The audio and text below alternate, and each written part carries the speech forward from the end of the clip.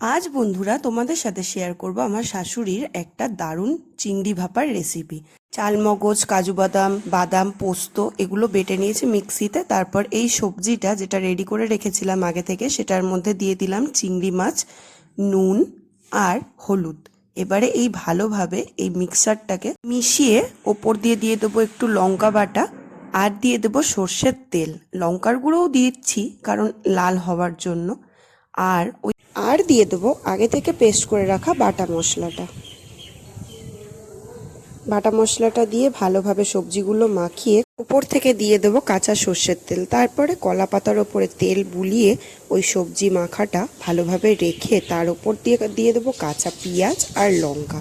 ব্যাস, কড়াই গরম করে এপিঠ ওপিঠ ভালোভাবে কলা পাতায় রেখে সেঁকে নিলেই তৈরি হয়ে যাবে আমাদের চিংড়ি ভেন্ডির ভাপা।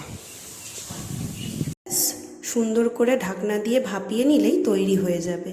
এবার আমাদের খাওয়ার পালা। আজকে বরকে টেস্ট করাবো কেমন হয়েছে। তো দিয়ে দিয়েছি ওকেও ভাত বেড়ে।